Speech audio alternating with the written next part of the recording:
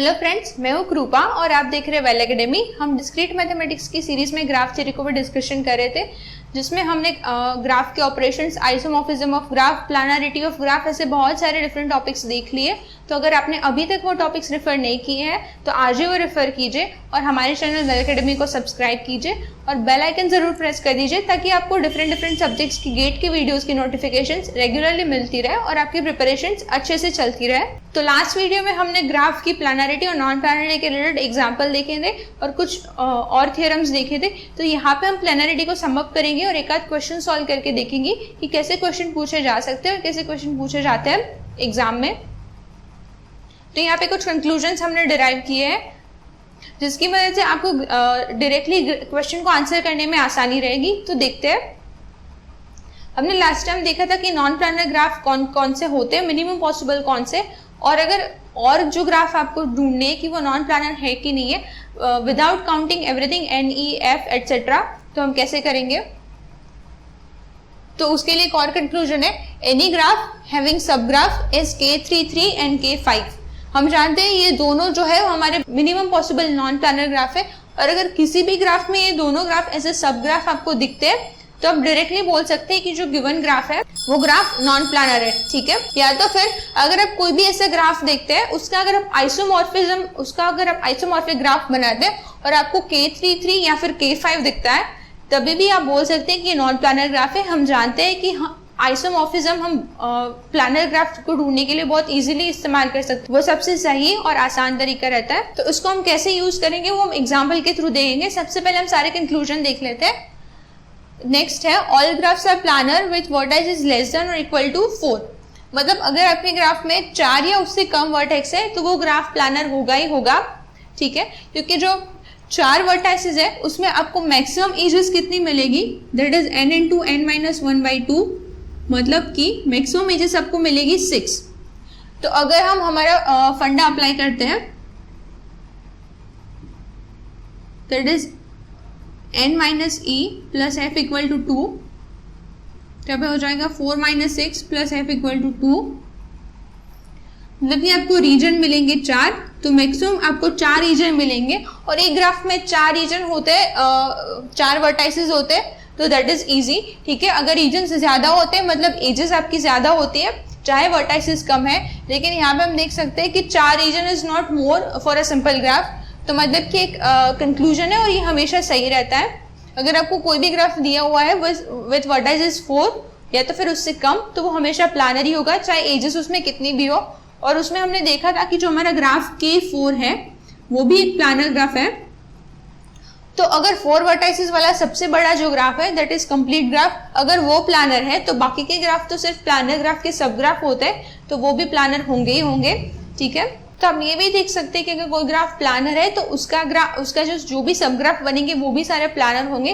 लेकिन non planner के case में आप ऐसा नहीं बोल सकते, क्योंकि सब ग्राफ में आप ऑलरेडी ग्राफ के कुछ ही पोर्शन के बारे में डिस्कस करते हैं। नेक्स्ट कंक्लूजन क्या कहता है, all graphs are planar with edges less than equal to 8। मतलब कि अगर किसी भी ग्राफ में वर्टाइसेस चाहे कितने भी आपको दिए हो, लेकिन अगर एजेस उसमें 8 या उससे कम दी गई है तो मतलब कि वो ग्राफ प्लानर हो जाएंगे, ठीक है। इसमें सारे ग्राफ आ गए, बाइपर्टाइट ग्राफ आ गए, साइकिल ग्राफ आ गए, जितने भी टाइप ऑफ ग्राफ हमने डिस्कस किए थे वो सारे आ गए। नेक्स्ट हमने जो देखा था वही वापस हम रिवाइज कर लेते हैं। Graph with minimum number of edges and non planar, तो ऐसे नॉन प्लानर ग्राफ जिसमें जो एजेस है वो कम से कम है वो हो जाएगा आपका K33 विथ 9 एजेस। और graph with minimum number of vertices and non planner वो आपका ग्राफ हो जाएगा K5 विथ वर्टाइसेस 5, ठीक है।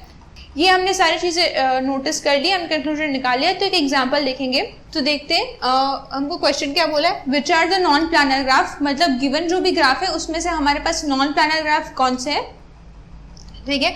हमने इससे पहले कुछ कंक्लूजन देखे थे, लेकिन एक और चीज नोट करनी है कि कंक्लूजन सही है लेकिन हमेशा उसका अपोजिट सही नहीं होता है। मतलब कि अगर ग्राफ पे 4 से ज्यादा वर्टाइसेस हो तो उसका मतलब ये नहीं कि ग्राफ कभी प्लानर हो ही नहीं सकता है, लेकिन अगर 4 तक के वर्टाइसेस है तो ग्राफ आप आंख बंद करके बोल सकते हो कि वो प्लानर है ही है। इसी तरह से अगर ग्राफ में 8 एजेस है तो वो ग्राफ, कोई भी ग्राफ है वो प्लानर होगा, लेकिन अगर किसी ग्राफ में 8 से ज्यादा एजेस है तो ऐसा नहीं है कि वो ग्राफ कभी प्लानर नहीं हो सकता। वो हमने एग्जाम्पल में देखा था, ठीक है, यूलर फॉर्मूला के एग्जांपल में देखा था कि कितनी भी नंबर ऑफ एजेस हो, 60 एजेस हो, 70 एजेस हो, आपका ग्राफ प्लानर हो भी सकता है। तो ये जो कंक्लूजन थे वो हमारे लिए जो डायरेक्ट कंक्लूजन है वो ट्रू है, लेकिन अगर उसका अपोजिट अगर आप याद रखेंगे, अपोजिट के बेस पे अगर आप कैलकुलेट करेंगे तो वो गलत हो जाएगा। ये हम ये वाले सारे एग्जाम्पल में भी देखेंगे। सबसे पहले लेते हैं ए वाला ग्राफ, ठीक है। तो देखने में ये तो बहुत मिला जुला सा लग रहा है, तो इसमें अगर कोई बड़ा सा ग्राफ है तो उसका हम कैसे ड्रॉ करने की कोशिश करेंगे। हम सबसे पहले को एक बड़ी साइकिल फाइंड करने की कोशिश करेंगे। तो इसमें जो सबसे बड़ी साइकिल आपको मिलती है ये 4 वर्टाइसेस वाली साइकिल मिलती है। तो सबसे पहले हम साइकिल ड्रॉ कर लेंगे और बाकी की जो एजेस है उसको हम बारी बारी से कनेक्ट करने की कोशिश करेंगे। तो देखते हैं, सबसे पहले मैं ले रही हूँ ये 4 vertices A, B, D and E. Next हम ले रहे हैं वर्टेक्स सी, क्योंकि 4 आ गए, सिर्फ ये 5वां बाकी है। अब देखते हैं कि सी किस किस के साथ कनेक्टेड है। सी कनेक्टेड है बी, ए और ई के साथ। तो सी बी के साथ कनेक्ट हो गया। ए के साथ कनेक्ट करने के लिए हम यहाँ से ले लेंगे, और अब ई के साथ कनेक्ट करना है तो ई के साथ हम यहाँ से कनेक्ट कर सकते हैं। अब बचा ए बाकी के सारे वर्टेक्स के साथ कनेक्टेड है, तो ए यहाँ पे कनेक्ट हो जाएगा डी के साथ। चेक कर लेते हैं, ए कनेक्ट हो गया ई, बी, सी और डी सबके साथ कनेक्ट हो गया। अब क्या बचा है, अब बचा है ई और बी के बीच का। तो ई और बी के बीच में हम ये ड्रॉ कर सकते हैं, ठीक है। अगर ई और बी के बीच में से एज ड्रॉ करते हैं तो ग्राफ हमारा नॉन प्लानर दिखेगा, लेकिन एक्चुअली हमारे पास स्पेस है तो हम ई और बी को ऐसे कनेक्ट कर सकते हैं, ठीक है। तो मतलब कि ये जो बड़ा सा कॉम्प्लेक्स ग्राफ लग रहा था उसको हमने थोड़ा सा आइसोमॉर्फिक करके, थोड़ा सा खींचतान करके, लॉजिक लगा के हमने दिखा दिया कि ये एक प्लेन पे ये सारी एजेस आ सकती है। मतलब ये ग्राफ हमारा प्लानर है, ठीक है। और क्योंकि हम देख सकते हैं कि ये K5 में से हमने ना ये एक वाली एज डिलीट कर दी है। जो हमारे पास K5 जो नॉन प्लानर बनता था उसमें ये C और D के बीच में एज अवेलेबल थी, वो एक हमने डिलीट कर दिया। तो हो सकता है कि ग्राफ प्लानर हो भी या तो फिर नॉन प्लानर हो, लेकिन ये हमको वेरीफाई करने की जरूरत थी, तो मैं उसका आइसोमॉर्फिक ग्राफ ड्रॉ करके देख लिया। आइसोमॉर्फिक ग्राफ हमने कैसे ड्रॉ किया, तो सबसे पहले जो ग्राफ होता है उसकी सबसे बड़ी साइकिल हम ड्रॉ कर लेते हैं, ठीक है, और फिर उसके इर्द गिर्द हम बाकी के सारे वर्टेक्स कनेक्ट करते हैं। नेक्स्ट ये आपको क्लियरली दिख रहा है बाइपर्टाइट ग्राफ है। यहाँ पे 2 वर्टेक्स है, यहाँ पे 4 वर्टेक्स है, और सारे वर्टेक्स एक दूसरे के साथ कनेक्टेड है। मतलब ये हमारा हो जाता है K2 × 4। अगर इसकी टोटल एजेस काउंट करें तो इसकी टोटल एजेस हो जाती है 8। मतलब कि ये ग्राफ में 8 एजेस है। हम इससे बोल सकते हैं कि ये ग्राफ प्लानर है, लेकिन ये फिगर से दिख नहीं रहा है तो हमको थोड़ा डाउट हो सकता है कि ये ग्राफ प्लानर है कि नॉन प्लानर है। तो उसके लिए एक बहुत आसान सा तरीका है, बीच में पहले हम 4 वर्टेक्स ड्रॉ कर लेंगे। ये एक वर्टेक्स इस साइड ड्रॉ कर लेंगे, एक वर्टेक्स इस साइड ड्रॉ कर लेंगे। अब कंप्लीट बाइपर्टाइट ग्राफ है तो ये वर्टेक्स बाकी के चारों वर्टेक्स के साथ कनेक्टेड है, हो गया। और ये वर्टेक्स भी बाकी के चारों वर्टेक्स के साथ कनेक्ट होना चाहिए, हो गया।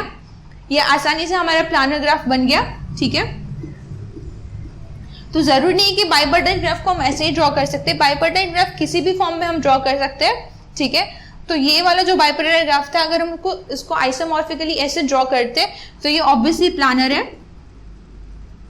और आपने अपने कंक्लूजन से भी देख लिया कि जो 8 नंबर ऑफ एजेस है उसके लिए कोई भी ग्राफ प्लानर होता है। तो ये इस तरह से भी हमने दोनों तरीके से प्रूव कर दिया। नेक्स्ट, अब यहाँ पे वर्टाइसेस भी ज्यादा है, एजेस भी ज्यादा है।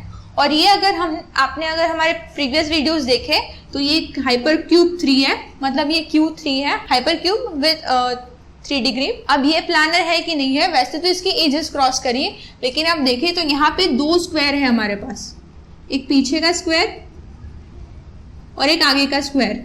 तो जो 2 स्क्वायर है वो दोनों एक दूसरे के साथ अपने वर्टेक्स के साथ कनेक्टेड है। तो हम 2 स्क्वायर को बनाने की कोशिश करेंगे।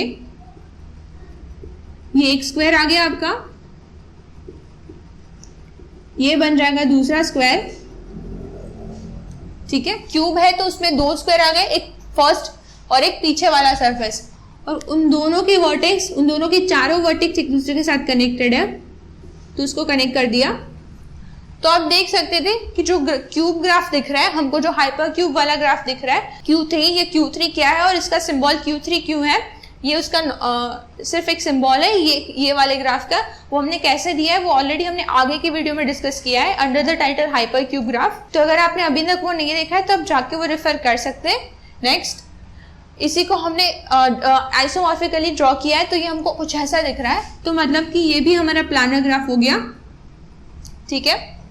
अब ये फोर्थ वाला ग्राफ देखते हैं, हो सकता है इसको भी हम प्लानर प्रूव कर दें या तो हम इजीली नॉन प्लानर प्रूव कर दें, ठीक है।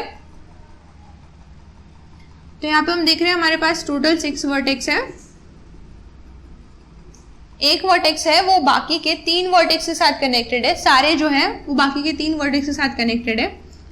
तो अगर ये वर्टेक्स को मैं 1 ले रही हूँ तो 1 कनेक्टेड है 2, 3 और 4 के साथ। तो इसका आइसोमॉर्फिक ग्राफ बनाने की कोशिश करते हैं। मैं ले रही हूँ वर्टेक्स 1, वो कनेक्टेड है 2, 3 और 4 के साथ, ठीक है। नेक्स्ट को और वर्टेक्स लेते हैं, सपोज 5। अब 5 कनेक्टेड है 2, 4 और 3 के साथ। 5 कनेक्ट हो गया हमारा 2, 4 और 3 के साथ। तो ये कुछ बाइपर्टाइट जैसा दिख रहा है। नेक्स्ट देखते हैं, वर्टेक्स में लिया 6, ये 6 वाला वर्टेक्स कनेक्टेड है अगेन 2, 3 और 4 के साथ। मतलब कि ये हमारा बन गया कंप्लीट बाइपर्टाइट ग्राफ। जो हमारे वर्टेक्स 1, 5 और 6 है वो तीनों कनेक्टेड है 2, 3 और 4 वाले वर्टेक्स के साथ, ठीक है। मतलब कि ये तीनों मिला के एक ग्रुप बना रहे और बाकी के 3 वर्टेक्स मिला के एक ग्रुप बना रहे। तो ये हम देख सकते हैं कि हमारा बन रहा है K33, हमारा complete bipartite graph with 3 vertices and 3 vertices बन रहा है। तो ये हमने जनरली क्या किया कि एक वर्टेक्स लिया, उसके रिलेटेड एजेस बनाई, दूसरा वर्टेक्स लिया, उसके रिलेटेड एजेस बनाई। तो ऐसे करके हमको पिक्चर क्लियर होता गया कि हमारा कौन सा ग्राफ है। इसका आइसोमॉर्फिक ग्राफ बनाने की हमने कोशिश किया और ये हमको मिला K33, ठीक है। और हमें पता है कि K33 is already non planner, वो बड़ी काफी पॉपुलर है नॉन प्लानर ग्राफ में। तो हम डायरेक्टली बोल सकते हैं कि ये ग्राफ नॉन प्लानर है, ठीक है। तो हमने डिफरेंट ग्राफ लेके देख लिया कि कैसे किसी ग्राफ को प्लानर या नॉन प्लानर प्रूव किया जा सकता है। बेसिकली हमको आइसोमॉर्फिज्म का कॉन्सेप्ट पता होना चाहिए और हमें कुछ इस तरह से ड्रॉ करने की कोशिश करनी है जिससे हम इजीली सारी एजेस को एक ही प्लेन पे रख सके। तो ये थोड़ी प्रैक्टिस की और लॉजिक का सवाल है। तो आप आगे से जो भी ग्राफ एनकाउंटर करें अपने जो भी क्वेश्चन में, आपकी प्रैक्टिस में, उस ग्राफ को लीजिए और उसको देखिए कि वो प्लानर ग्राफ बन सकता है कि नहीं बन सकता। नंबर ऑफ एजेस काउंट कर सकते हैं, नंबर ऑफ वर्टेक्सेस काउंट कर सकते हैं, हमने जो भी फंडा यूज किए वो भी कर सकते हैं, ठीक है। तो मैं आशा करती हूँ आपको प्लानर ग्राफ के रिलेटेड सारी चीजें अब तक क्लियर हो चुकी है। जो भी इसमें हमने फॉर्मूलाज डिस्कस किए हैं, जो भी प्रॉपर्टीज डिस्कस की है, तो अगर आपको समझ में आ गया तो इस वीडियो को लाइक कर दीजिए, अपने ज्यादा से ज्यादा फ्रेंड्स के साथ शेयर कर दीजिएगा। आगे के वीडियोस में हम ग्राफ के रिलेटेड और कुछ इंपॉर्टेंट टॉपिक्स देखने वाले हैं जो कि अक्सर एग्जाम में पूछे जाते हैं। सो इस सीरीज में हमारे साथ बने रहिएगा। Thank you for watching.